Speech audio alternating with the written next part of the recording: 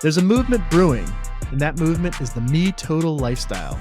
It centers around you keeping your sense of self intact and in gaining clarity of purpose as you age. I'm Carrie. I'm Joe. I'm JM. And we're on a mission to show you how to enjoy friends, fellowship, and life without substance dependence. It's time to discover how you can begin living a MeTotal lifestyle. Right here on the FUZZEE'ish podcast. Let's go. All right, everybody. This is a really cool episode of the FUZZEE'ish podcast where we get to know our friend Joey Q a little bit better. Quick intro on him and our relationship is that Joey and his sisters, his family, and the Guthries and myself, my family, go back 35-something years now, which is just insane. Yep. Known each other since little kid, elementary school antics to Little League baseball, high school baseball, college, went on to get his master's at the Brand Center at VCU, and has had a pretty incredible and prestigious career in the agency world, particularly over the last decade plus at VaynerMedia, which we can talk a little bit more about. But the cool thing about Joe is that he also has found his way to this MeTotal world through a different path. Wasn't necessarily at a breaking point like Carrie and I to a degree, but had a health scare around the gout, as he likes to call it, which caused him to really look at drinking different earlier than the rest of us. And without further ado, just excited to hear a little bit more about Joe's story with his MeTotal lifestyle over the last several years today on the FUZZEE'ish podcast. So welcome, Joey Q. Thank you, JM. And I think when you add the in front of gout, it makes it sound more scary. At least that's what my wife tells me when I tell her about gout. You're supposed to say gout, but I always say the gout. And she's like, what the hell is the gout? Yeah. And I'm like, I think that scares you a little bit more. So maybe it just has an effect where I was like, oh, I don't want that. Whatever that is, I don't want it, Well, what's interesting is like the gout goes back for me for lots of years because the general who we've talked about before, General Guthrie, he had the gout. He didn't take it nearly as seriously as you. As I think you're aware, shellfish is not something that you should eat with the gout. And his order from Outback used to consist of a lobster tail and a lobster bisque. Both are shellfish, and he had the gout. So that was definitely not thinking about it quite the same. So, Joe, let's talk a little bit about you, man. You grew up in a house in Reston, humble beginnings, couple of sisters, some success on the athletic field, some success in the classroom, end up going to college and get your master's in this agency world. Just why don't you just give us a little bit about your life around generally drinking, but also specific to just the world itself from an early age till now. Yeah. So, I think what you see typically with this type of stuff is it always skips a generation. And so my parents didn't drink at all because they had a lot of alcoholism around them when they were growing up. So naturally, me and my sisters, as we were growing up, we were like, forget about that lifestyle. We want to get wasted. And we had plenty of drinks together at an early age.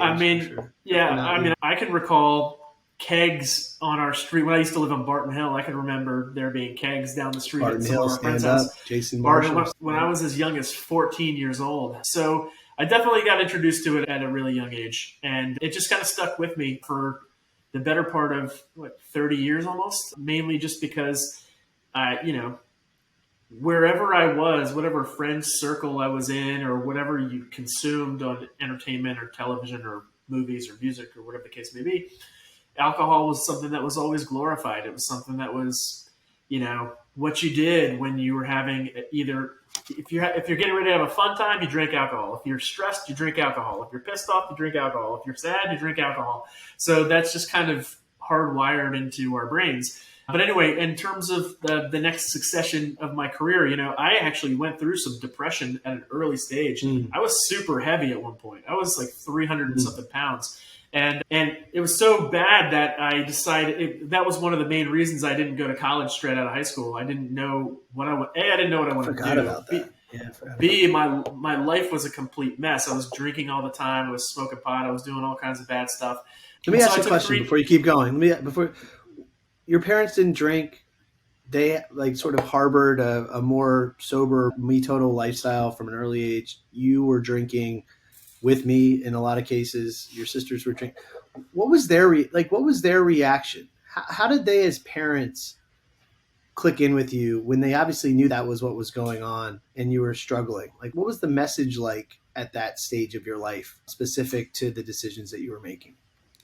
Not a lot of messaging. My parents were the type of people that they realized that everyone has to kind of figure it out for themselves or it won't mean as much. So they didn't want to really pressure me into doing anything I didn't want to do. They also realized that approach doesn't necessarily work for people because while me and my sisters are all very different people, they really got it handed to them when it came to trying to raise my older sister. She was the wild one of the group. And there was just there was no telling her what she could and couldn't do. She didn't care about what you thought about her. She was just out doing what she wanted to do, whether or not you were on board or not. I was a little bit more respectful. Sundress sillies.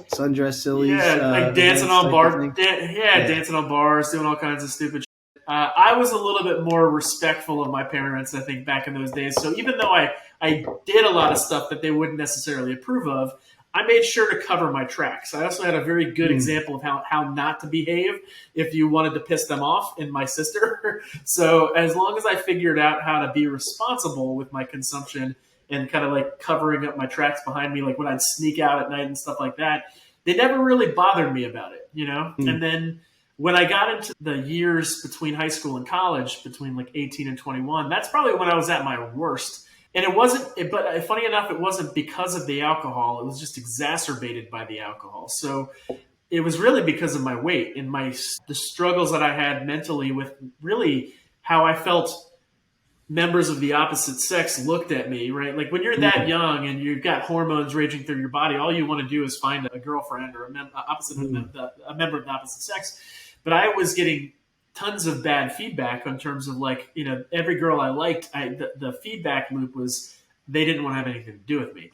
And, for a long time, I sat there and I was angry and I blamed the world, the universe for that. And I thought, well, I am the way I am, but I can't help the way I am. It's just kind of how things have gotten, how things have unfolded for me. But I never really wanted to take accountability for it until one day, eventually, I just realized like, nobody's going to help me out of this. I've got to help myself out of this. I've got to figure it out. I can't sit around being angry at the world. I've got to understand that, everybody exercises their own self-control. Everybody puts themselves into certain situations. And from that moment on, I made what you would call probably a pact with yourself. I decided to go running every day. Didn't care how long it was or how far it was. It was literally just the act of doing it. A little bit every single day, and the goal was 100 straight days. And so I went 100 days. I actually blew straight past that, and I wound up actually running every day for like 450 straight days. And in the process, I wound up losing over 100 pounds in the course of like 9 to 12 months. But the great thing about that was that moment, that actual setting of a goal and achieving the goal, but not even just achieving the goal, blowing it out of the water and sticking with it for probably 15 more years. I kept that weight off for a long time until I started having kids. And that was really the starter of my history with setting and achieving goals and what's really mapped who I am as a person. So let's click into that for a second, because there are a lot of people, some that are listening to this today, who are challenged with very similar places in their life of a sense of defeat, overwhelmed by some tumbleweed like weight, or like too many beers, too many days in a row, or like stepping out of the relationship that they're in, or whatever it is. What would you say to those people about coming to that realization and what ultimately allowed you to stop tumbleweeding past 300 pounds and say, I'm going to commit to running every day and it's going to make a difference. And then obviously you just shared, as that happens, you just want to keep going and the results manifest. What do you say to the people that are struggling to get going on that path or that direction, whatever it is?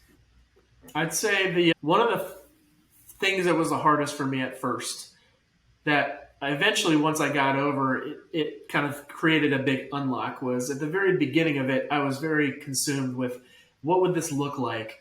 You know, you got this 300-pound dude, you know, running down the bike paths and trails of Glade Drive around Lake Audubon. Like, what are people going to think when they see this big whale, like, bouncing up and down with his man boobs, like, you know, running around the lake? And that insecurity lasted me about 2 weeks, right? And it only lasted me 2 weeks because instead of focusing on what other people thought about me, I started focusing on how amazing I felt after I took a shower, after I was done running every day. And it became one of those things where the more and more I stopped thinking about the way the world perceives me, and I only wanted to pursue that feeling of self-ID and self-truth and whatever. I am not who people think I am. I am who I am. And that's all I care about. I don't care what you say about me. I don't care what you think when you see me. And so that started to really translate into other aspects of my life as well, for good and for bad. I mean, I remember when I first got out of grad school and I went to go train in San Francisco years later, I always had this phobia of being around, of drinking only when other people are around, or going to things like the movies by myself and stuff like that. I always wanted to have a social, you know, group around me when I partook in entertainment. And then I eventually started breaking those walls down as well. And I think that was pretty good. You know, like I kept exploring aspects of my individuality, but that also became detrimental at one point with the alcohol, at least, because I just became too comfortable with who I was. Let's think about what you just said, right? Like the way that the people that you were interested in having a relationship from the opposite sex are what sort of drove you to have a realization of kind of where you were from a life perspective. Mm-hmm. And it drove you to think about what are the changes that I can make as a person to try to potentially be more attractive to these people that are having this reaction or response towards me now. Mm-hmm. And that kind of got you to a point of really trying to sort it out. But it came back to yourself, right? It came back to, what do I need to do for me in order to feel better and exemplify the human that I want to be, both mentally and physically, which is a really hard thing to do. And a really hard thing to do, especially with all of the pressures and all of the responses and all of the reaction of society, or even those direct individuals that you mentioned. And so I think that's like the core of what we're talking about on this show, and something that I want to continue to sort of unravel in the conversations that we're having, and certainly today too. So, but like last thing, what I get it once you got going, like it was like, man, I'm going to keep going. I'm seeing the reaction. I'm seeing the impact. I'm feeling better. I'm having this shower. What do you say to people that are just having a hard time getting to the point of actually getting going on it? Mm-hmm. What would you say to them when they feel like they're being portrayed a certain way, or being looked at a certain way, or being communicated with a certain way by their friends, their family, or even society generally, which makes them feel even more likely to continue down the path that they're on? I would say allow yourself to be tough on yourself while not allowing other people's words to mean anything to you. So what I mean by that is most people let other people's words and feelings towards you in. They let it in, they let it sting, they let it hurt them too much. What I found was if I focused on what other people thought about me, it enraged me or made me sad. When I focused on my internal monologue telling me that I needed to do better, I said it in a more empathetic, kind, candorous way, where it was like, only I know who I am, and only I know what I've been through. So I'm going to be very direct and tough on myself, because I can tell myself these things in a way where nobody else can really. Most people will say what they think about me in a very surface level or judgmental fashion, or what's even more hurtful to somebody that's, at least going through weight problems, is they don't tell you at all. with their mouth, and Mm. they tell you with their eyes, and they tell you with the wrinkles in the forehead or the look of disgust. What are you saying about people with the wrinkles in their forehead, man? Everybody, Well, when somebody looks at you and you're 315 pounds and their forehead goes up in wrinkles, they're aghast almost at the way you're eating your food or whatever. Like that stuff, the nonverbals hurt way more than the actual verbal cues do. So for me, it was like, don't listen to anybody else. But you do need tough feedback. You need to be tougher on yourself. You need to be direct and candorous with yourself, but don't worry about the looks and the stares and that stuff. Zone that out and then just focus on the voice you've got going inside. Don't beat yourself up, but be honest with yourself. Like be honest with yourself. It's just like, go ahead. Yeah, I mean, I agree with that. And there's certainly lots of aspects of that I would say have manifested for me personally too in lots of ways. But is there a need for the community of people that are going to give you that direct feedback, that are going to be honest with you, that are going to say the things to you that you don't want to hear? Was that important to you? Or was it really just like a nirvana moment for you personally because of all of the pressures and different impacts of these connections and, different sort of communication, both verbally and physically, that got you to that point? I think the outside support system's voices were more appreciated and were more necessary in order to keep going. So once you saw some results and they motivated you to keep it going, like there was never a sense of like, I've arrived and I've achieved and here I am and I've done the thing. It was always, oh my God, like I love the discipline. I love how you've changed your life around. I love and that's kind of what fed me and fueled me. But at first it wasn't really. The bigger thing was I had this mental block that everyone on the outside, including people on the inside, even family members, friends, were not there necessarily to support me in the way that I needed to be supported. It was a battle and a journey that I had to go through myself.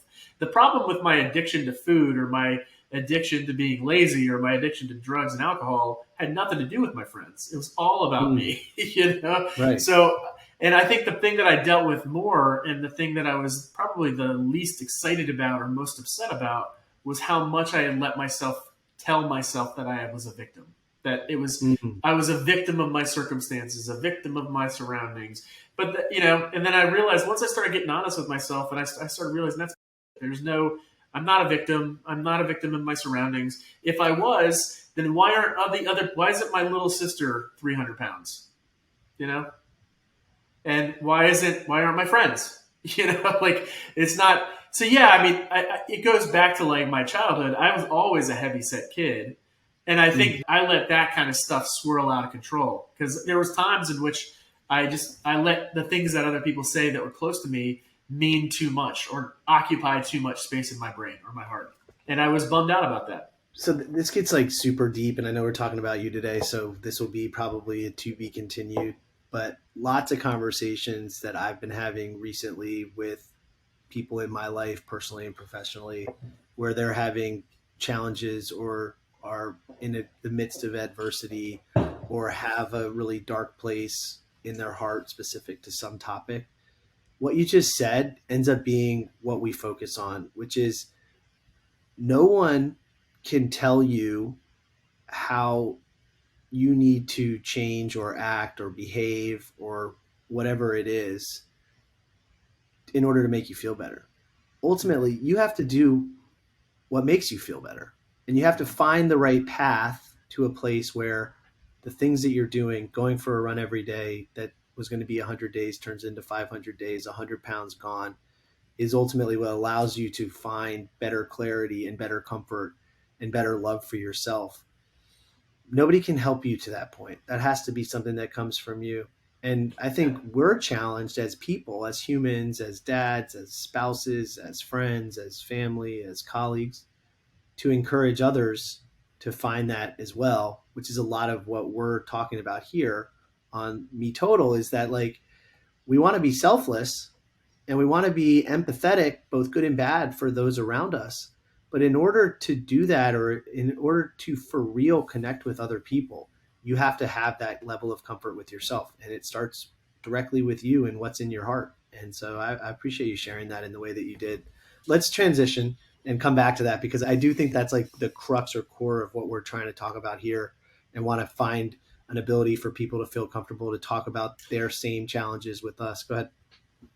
Yeah. So one more point. So like, I've kind of transitioned this mentality or this, kind of way of working into all facets of my life. So, same thing. People always say like, when it comes to their career and the kinds of jobs they want or the kind of money they want to make and all that kind of stuff, they choose the directions and the pathways that they have based on artificial kind of constructs that have been built for society, right? So like the reason why a lot of people struggle with their careers and how to make it in a chosen profession is because they're not actually asking themselves what they want. They're not pursuing things that they actually care about.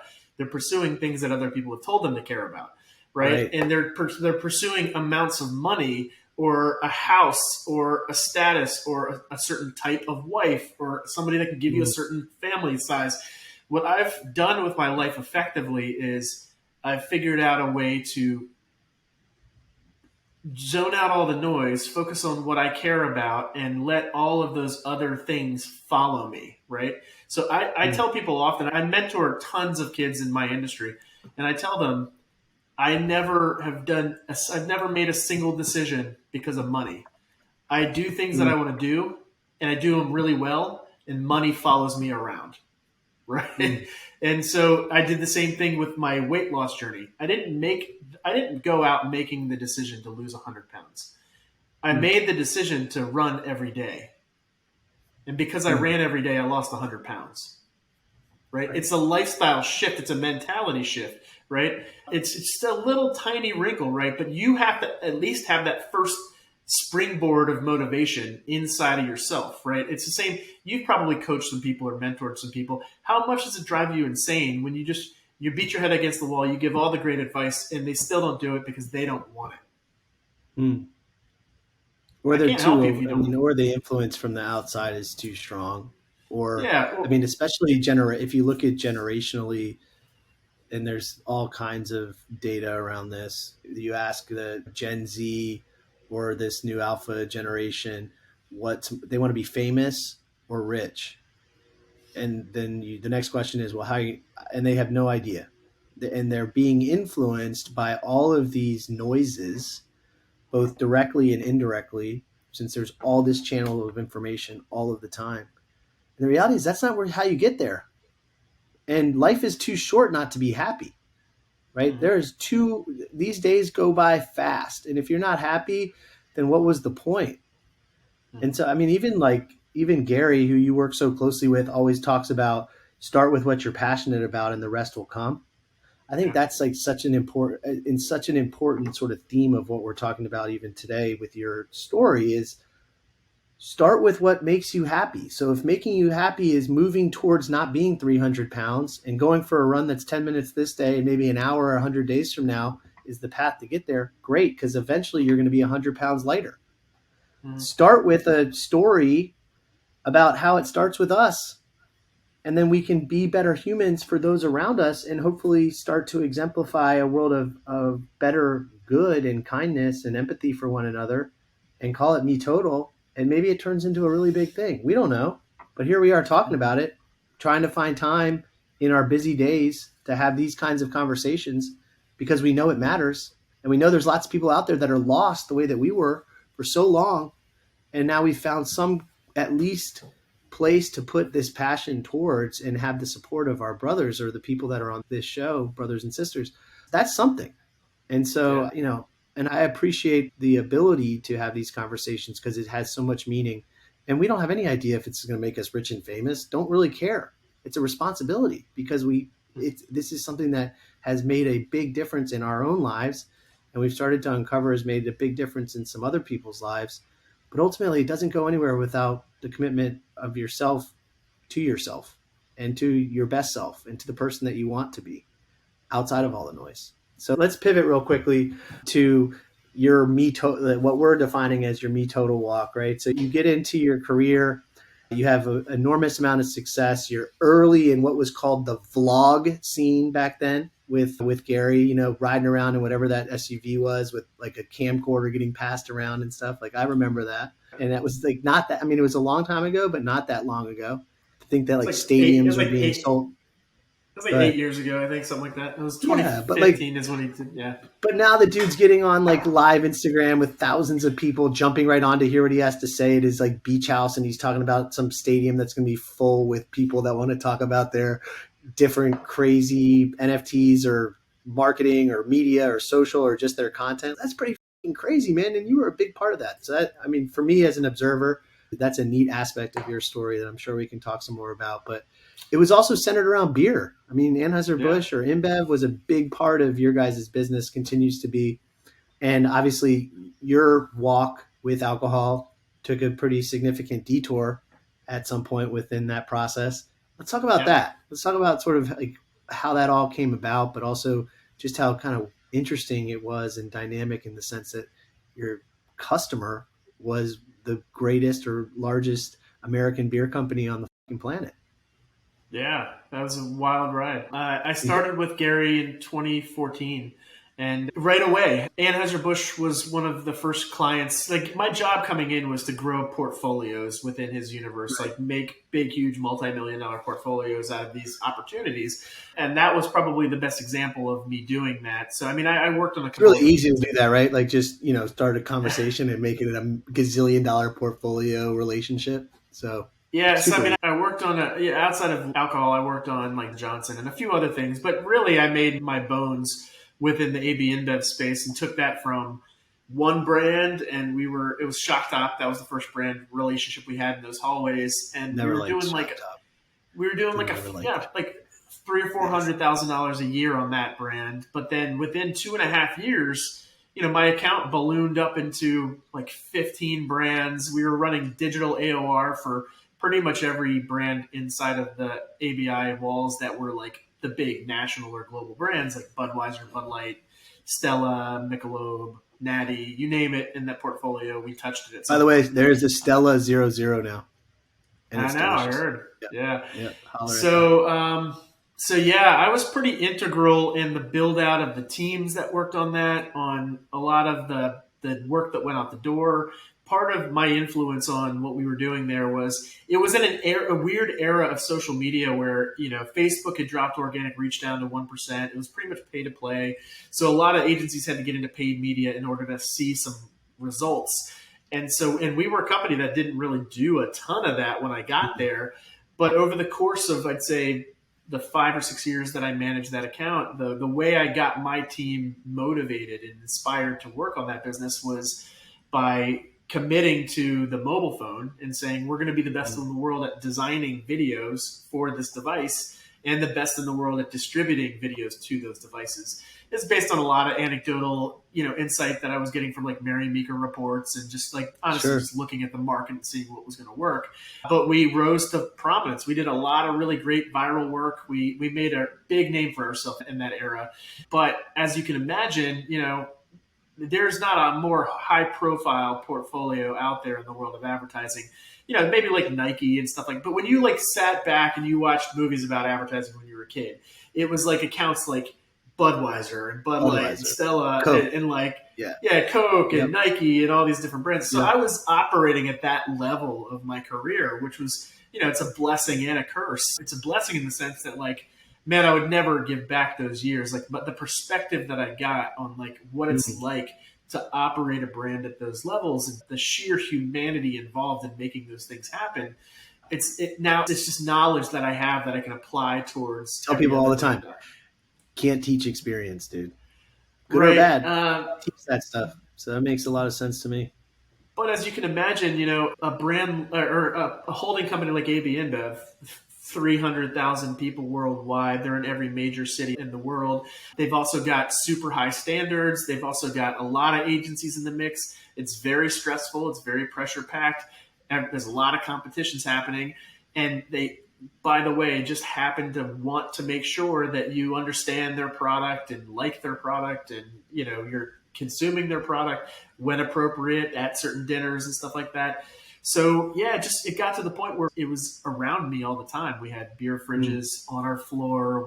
Every time we went out to take clients to dinner, which was multiple times a week, we were consuming beer, and it was playing right into my natural inclinations because of all the alcohol tree that exists out there. I was almost always consuming from the beer tree. I don't really have an affinity for wine or liquor, so yeah, it was too much, coming at me at a very stressful time in my life. Meanwhile, me and my wife are pumping out kids. We've got 2 kids by this point in the later parts of last decade.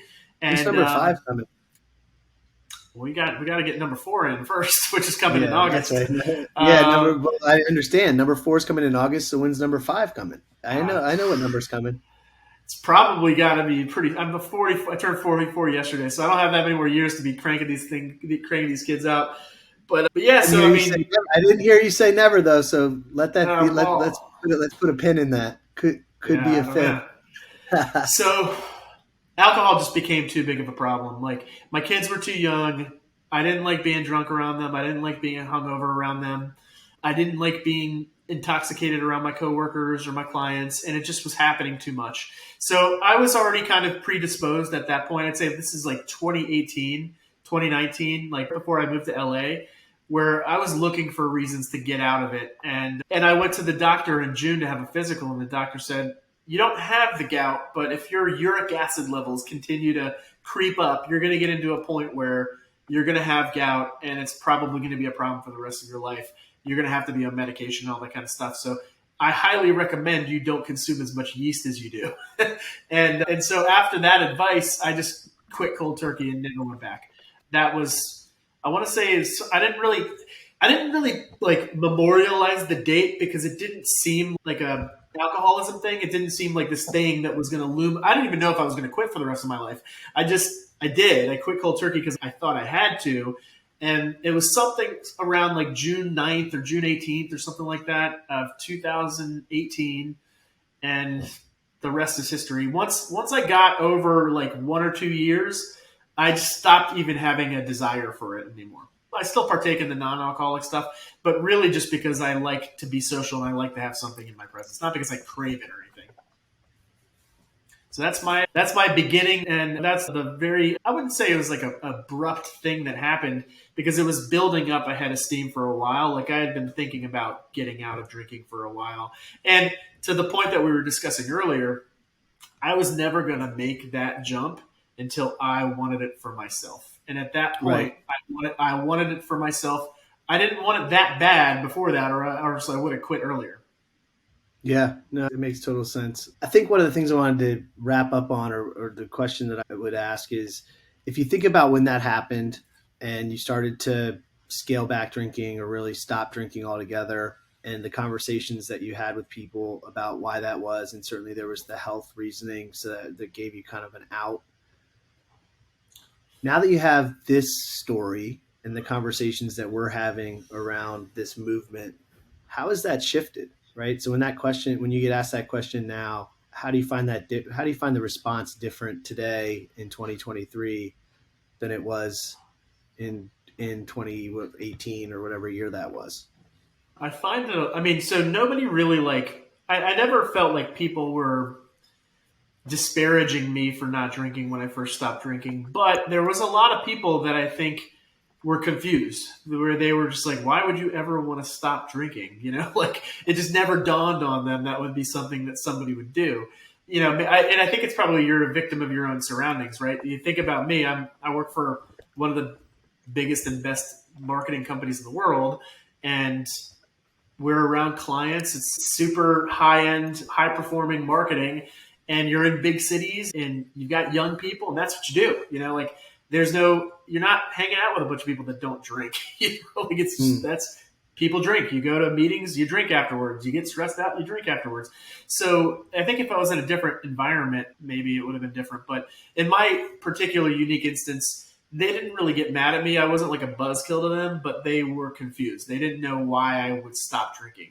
Today, 5 years later, there's just so much more information out there and so many more people have gone on this walk and been about that MeTotal lifestyle that I think I'm starting to become part of the majority versus what I was back then, which was for sure part of the minority of people that looked like me and, looked like my peer group.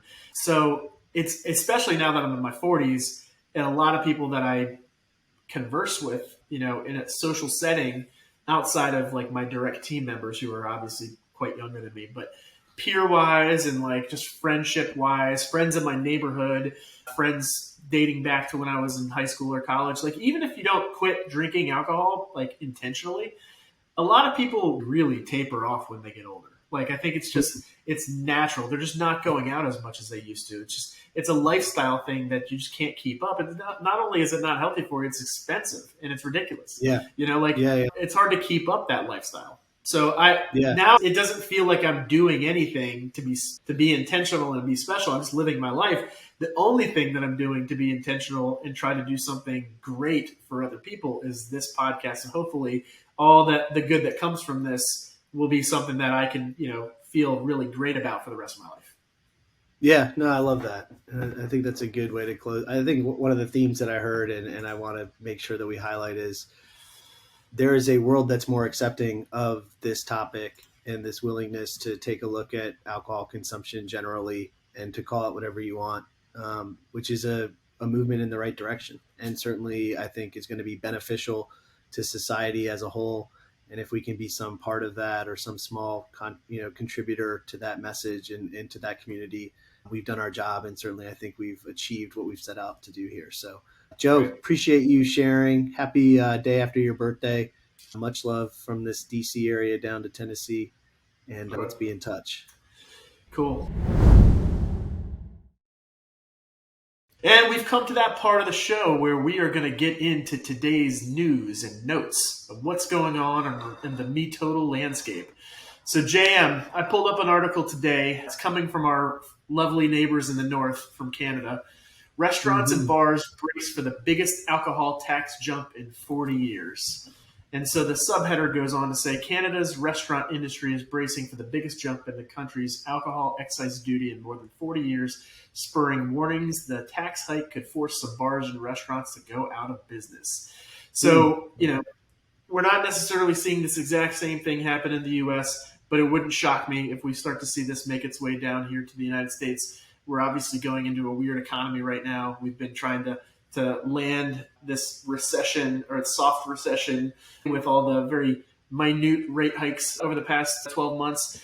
But what do we think here? So my personal thoughts are great. Let's keep going. Because, the more and more I keep researching about alcohol and its tremendous, negative side effects on humans, the more I feel like we should just keep raising this thing to kind of keep, quelling the demand for it. But what are your thoughts?